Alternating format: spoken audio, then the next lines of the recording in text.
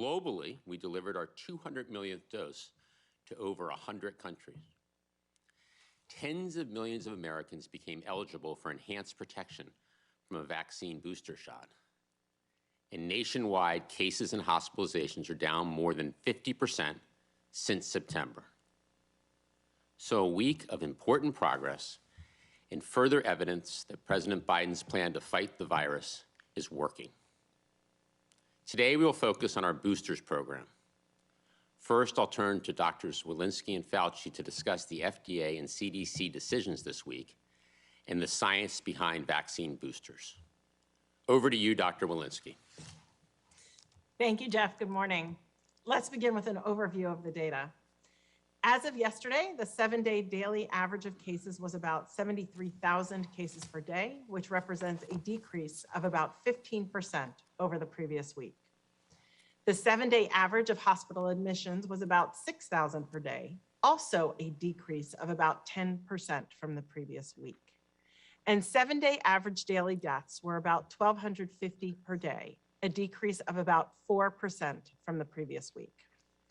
As Jeff stated, this week marks another important step in our vaccination program, and I want to walk you through the important updates. Yesterday, CDC's Advisory Committee on Immunization Practices, or ACIP, discussed the data for Moderna and Johnson & Johnson COVID-19 booster doses. Following a robust discussion, the committee unanimously recommended expanding who may benefit from a booster dose. Following their deliberation, I endorsed their recommendations such that we now have booster recommendations for all 3 authorized COVID-19 vaccines. I want to state clearly our current recommendations for COVID-19 booster doses. For those who received an mRNA vaccine, Pfizer or Moderna, there are several groups of people who are eligible for a booster shot 6 months or more after their primary series, including those who are 65 and older, those who are 18 and older and live in long-term care settings, have underlying medical conditions, or live or work in high-risk settings.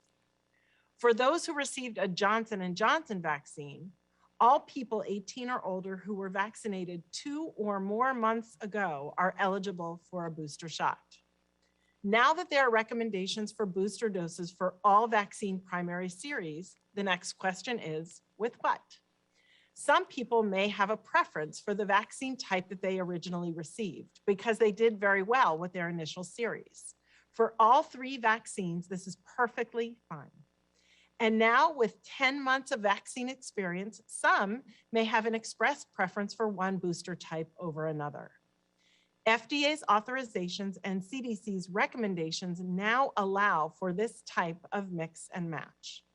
The recommendations made yesterday are yet another demonstration of our fundamental commitment to all of you, to never lose sight of our collective goal to protect as many people as possible from COVID-19.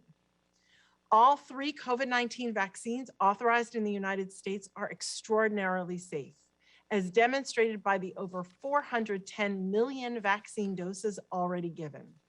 And they are highly effective in reducing the risk of severe disease, hospitalization, and death, even in the midst of the widely circulating Delta variant. Vaccination continues to be the best way to protect ourselves, our families, and our communities from COVID-19. Expanding vaccination coverage will not only reduce transmission of the virus, it will also help prevent new variants from emerging. We will continue to do all we can to make sure that as many people as possible, both here in the United States and around the world, are vaccinated and protected from COVID-19.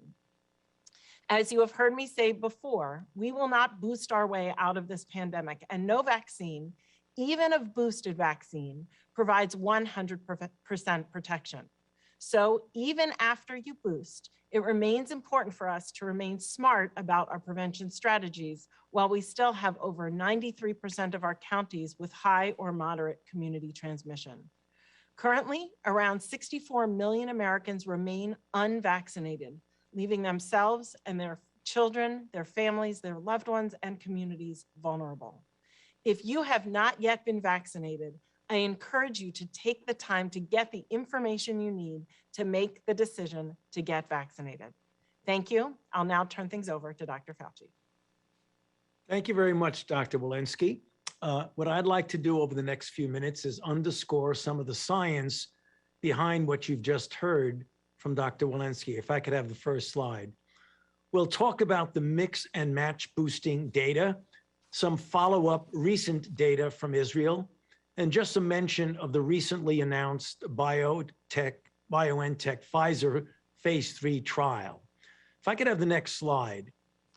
The fundamental scientific basis for the deliberations of the FDA and ultimately the CDC on boosters relate to a mix and match study that was conducted out of the NIH and is shown in the preliminary data from this medRxiv paper that came out just about 6 or 7 days ago. The bottom line of it all is that boosters work very well for increasing the titer of neutralizing antibodies.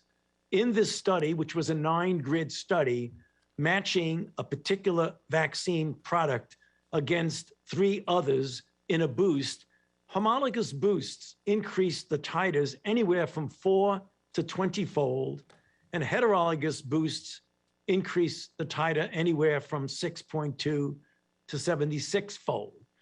That's antibody titer. Now let's take a look at that in more detail. Next slide. This slide is a bit busy, but if you look at the very top of the slide where it says add 26 COVID-2.3, that is the original primary regimen. The mRNA, which is the boost to that regimen, as you can see, brings the titer up 76-fold. If you go down to the next level and look at what the J&J, the add 26, when it boosts itself, it brings it up 4.2-fold. And across the 9-point grid, you can see, as mentioned on the prior slide, both homologous and heterologous boosts work well from a laboratory standpoint. Next slide. Now let's take a look at what the clinical effect of boosters are. Shown on this slide are data from Israel, namely the absolute rate of confirmed infection per 100,000 risk days. Striking in this slide is that if you look at the confirmed infections in yellow of people who've not been boosted across multiple age groups, you see a dramatic diminution in the infection in green for those who were boosted. This is for confirmed infection. Next slide. When you look at severe illness, you see very similar data. 12 or more days after a 3rd shot boost of the BioNTech, there was almost a 19-fold lower incidence of severe disease in people older than 60 years old, and more than a 22-fold lower in incidence of severe disease in younger people from 40 to 60-year-old. Next slide. And then finally, just bringing to your attention the announcement that was made yesterday from Pfizer-BioNTech about their randomized controlled trial of more than 10,000 people who received 2 doses of their vaccine and then got a 30 microgram booster. They had a relative vaccine efficacy of close to 96% compared to individuals who were not boosted. Of note, there were 5 cases in the booster group and 109 cases in the non-booster group, again, with a very favorable safety profile. Back to you, Jeff. Well, thank you, doctors. Now let me provide some more detail on our efforts to get booster shots in arms. Based on the criteria Dr. Walensky just laid out, more than 120 million Americans will become eligible for a booster in the coming months. That's 2 out of 3 fully vaccinated adults in the US.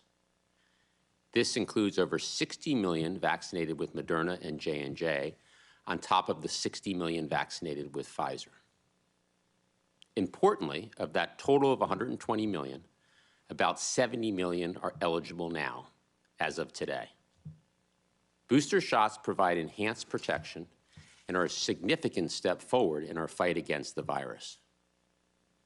And to be clear, we are ready to execute on boosters. Over the last 2 months, we've prepared and our work is paying off. 10 million Americans have already gotten a booster shot. Over 40% of eligible seniors, those most at risk, have gotten their third shot. Hundreds of thousands of more people roll up their sleeves to get their booster shot each and every day. And we are ready to get booster shots in the arms of tens of millions of newly eligible Americans. Thanks to the President's aggressive actions, we have ample supply of all 3 vaccines, Pfizer, Moderna, and J&J. And we have a well-tested nationwide vaccine distribution and delivery system.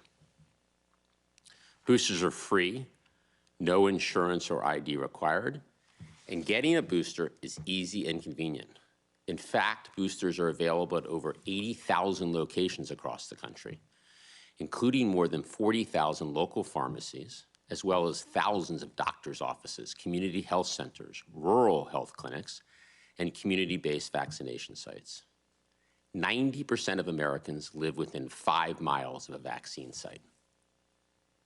We've worked with governors, state and local health departments, pharmacies, community and rural health centers, and other partners to ensure vaccine sites and providers have operations in place to get shots in arms quickly, efficiently, and equitably. Importantly, this includes connecting pharmacies and other vaccine providers with long-term care facilities so those most at risk can get their shots, their booster shots, quickly and conveniently. States are standing up more vaccination sites, launching robust public education campaigns, staffing up call centers, and deploying mobile clinics to help ensure people have easy access to boosters. And thanks to the funding of the American Rescue Plan, states can receive 100% federal reimbursement for these and other booster operations and outreach activities. Pharmacy partners are ready. Scheduling systems are being updated, and staffing plans are in place to handle the increased volume. Importantly, equity remains front and center. We've worked with states, pharmacies, and others to make sure they are making boosters available in the hardest hit communities and helped community health centers and rural health clinics do the same. Later today, we'll meet with key partners, including governors, state and local health departments, and pharmacies as they launch their Moderna and J&J booster programs. We're also getting resources to community groups, faith-based organizations, and local leaders so they can understand who's eligible for boosters and spread the word in their communities. The bottom line is that our booster program is off to a very strong start. And today, with additional boosters authorized, we're accelerating with tens of millions more Americans now eligible for enhanced protection. It's been a very important week of progress in our fight against the virus, and we're laser focused on executing against the President's plan to move us further along on our path out of this pandemic. With that, let's open it up for questions. Kevin? Thanks, Jeff. Reminder, please keep your questions to 1 question. First, let's go to Jeff Mason at Reuters. Thanks very much. Can you just spell out exactly what age groups are now eligible for the boosters, and if you expect to expand that in the coming weeks? That just wasn't entirely clear to me. And Dr. Fauci, if you might be able to explain homologous and heterologous, that'd be awesome too. Dr. Walensky, why don't you take the first on who's eligible, and Dr. Fauci the second. Perfect. Okay, so in terms of, for those who got J&J, everybody is eligible if you got your dose more than 2 months ago. So anybody who got J&J, if their dose is more than 2 months ago, then they are eligible for a boost. For those who got Pfizer and Moderna, if your dose was more than 6 months ago, you're eligible if you're over the age of 65, and you're eligible if you live in a long-term care facility, And you're eligible if you're over the age of 18 and you have underlying medical conditions or you live or work in a high-risk place. So all of those groups are currently eligible for a booster vaccine. We are following the data in real time, and we are looking at its ongoing efficacy as well as its potential for waning in our other age groups. And we will update our recommendations as soon as we have more data for recommendations for other age groups for the Moderna and Pfizer. Dr. Fauci. Hey, Jeff, I'm sorry that if I wasn't clear on that. Homologous means you boost with the same product that was the original regimen. So if I got mRNA from Pfizer and I get boosted with Pfizer, that's a homologous boost. If I get originally vaccinated with J&J and I get boosted with Moderna, that's called a heterologous boost. Sorry. Next question, please. Let's go to Jeannie Bauman at Bloomberg. Thank you so much for taking my question. I was wondering when we might have data on boosting with the 50 microgram dose of Moderna, since the NIAID study looked at a 100 microgram dose. And then I was also wondering, it seems like the recommendations on boosting right now don't necessarily make a preference on the series. And, if more data become available, might there be a recommendation to do J&J followed by an mRNA if that, ends up. So Dr. Fauci, on the 50 microgram dose, to you first, and then Dr. Walensky on the second part of the question.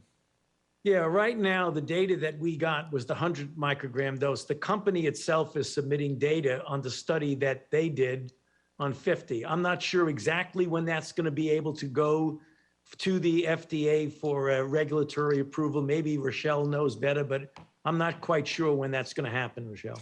Yeah, thank you for that question, Ginny. So let me be very clear that the FDA authorization for a boost with Moderna, whether you're boosting Moderna or you're boosting anything else, is for a 50 microgram dose. So all of our Moderna boosts are for 50 microgram dose, and we're reaching out and doing a lot of training and teaching with our providers, our pharmacists, to make sure that the booster dose for Moderna is known to be a 50 microgram dose. That's a half dose from the primary series.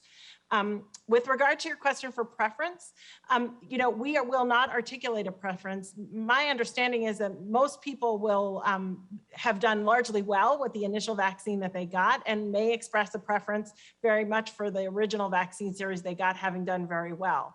There may be some people who might prefer another vaccine over the one that they received, and the current CDC recommendations now make that possible. Next question. Go to Sabrina Siddiqui at the Wall Street Journal. Hi, thank you as always for doing the briefing. This is probably a question for Dr. Walensky, but can you just clarify the guidance for pregnant people? I do believe that's one of the underlying conditions. So are you recommending boosters for all women or all people who are pregnant? And also, is that true for nursing women? Because I think there's been some confusion over how you would define people who are recently pregnant and whether or not they should get a booster. Yeah, thank you, Sabrina, for that question. First and foremost, I want to really emphasize how important it is to get a primary series if you're pregnant. We have relatively low rates of vaccination for pregnant women in general. So really important to consider pregnancy and underlying medical condition, high risk of COVID. And yes, you are absolutely, you should get vaccinated if you are pregnant. If you are eligible for a boost and you're pregnant, you should also get your boost during that period of time. And I would say for nursing as well. Next question. Betty Peace at NBC News. Hi, I have a mask question. I know most places still have high to moderate transmission right now, but as more communities start to get, high to substantial community transmission, but as more communities start to get down into that low to moderate community transmission, is it still the recommendation that people who are fully vaccinated can go without wearing masks indoors if there is low community spread, or are you guys rethinking that at all? Dr. Walensky. Yeah, thank you for that question. You know, we still have 75,000 cases in this country, and I am very encouraged to watch these trends coming down. But as you know, we have still over 90% of our counties that are in substantial or high risk, high community transmission. So we're watching that very carefully. We're scaling up our vaccinations, scaling up our booster programs, and we will, you know, hopefully have vaccinations for children as well. And as we watch the community levels come down, we will update our recommendations. It's important to note that as we look at the current situation, we are also heading into respiratory virus season. During that season, we know respiratory viruses tend to thrive. And so we're taking all of those into consideration. Okay, Kevin, last question. AP. Thanks as always for doing this. Maybe for Dr. Fauci, I was hoping, is there any research regarding a booster dose's ability to slow a person's ability to transmit the virus, or any effect on transmission for between vaccinated and boosted individuals? And then maybe for Dr. Walensky and Jeff, is the administration rethinking the definition of what it means to be fully vaccinated now that these boosters are recommended? Should people who are eligible for a booster now get one by a certain time frame to maintain their fully vaccinated status? Dr. Fauci. Yeah, thanks for that question. There is highly suggestive data. The Israeli cohort, who is well into their boosting program, that in the boosting, which they are essentially doing for everyone from 12 years old or older, they are finding that simultaneously with the clinical effect of decrease in infection and severe disease, they are seeing a gradual diminution coincident with the booster in what we call the R-aught, or namely the transmissibility from one person to any of a number of other people. It has gone down from 1.33 to 1.11 to now 0.985. So although that's not definitive, it does strongly suggest that there is an impact on transmissibility, but further studies would have to confirm that. Dr. Walensky, on the definition of fully vaccinated? Yeah, it's a really great question. Right now, we don't have booster eligibility for all people currently. So we are going to, we have not yet changed the definition of fully vaccinated.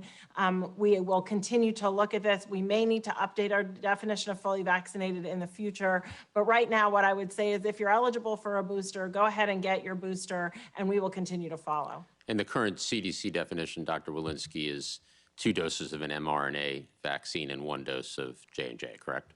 Absolutely, yes, thank you. Okay, well, thank you everybody for joining, and I hope everybody has a good weekend, and we look forward to seeing you next week. Thank you. Thank you.